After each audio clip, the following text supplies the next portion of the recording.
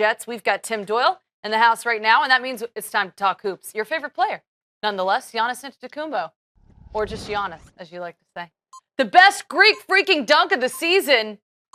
That's what we're weighing in. You can weigh in on social media.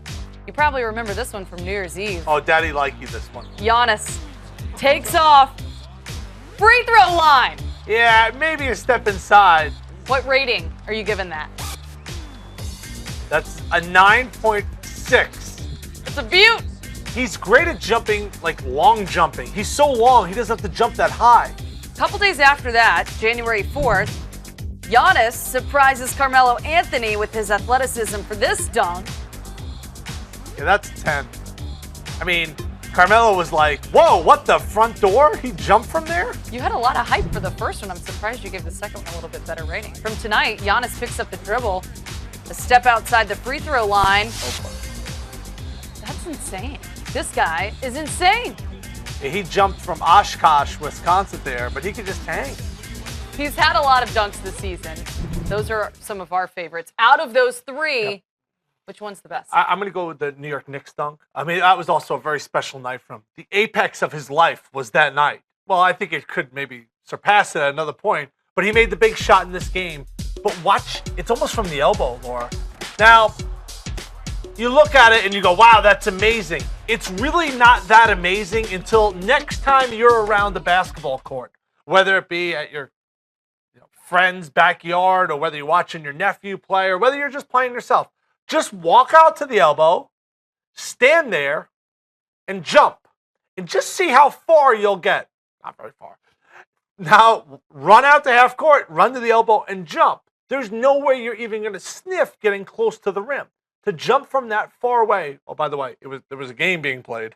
And Melo's guarding you. Yeah. Well, lack thereof. I really think that the rules and the time that he's playing in has helped him. And I said this before. I was kidding, but I'm also being serious. Like the old school guys, the Bill Lambiers, the Rick Mahorns, maybe even like the Antoine Walkers, but Antoine kind of played in a different level. Like when you jump like that, they just went like this.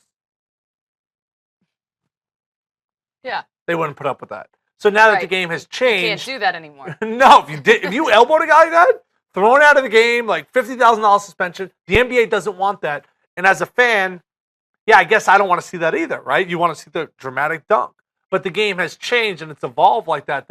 That guys, like when my dad played in the NBA in the 60s, if you dunked as you were jumping, someone would dive at your legs and try to take you out. Because when you dunked on someone, it was kind of insulting them.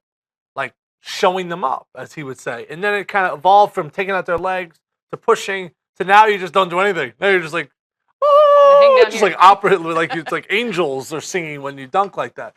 The guy is awesome. I'm just wondering how he handles the success.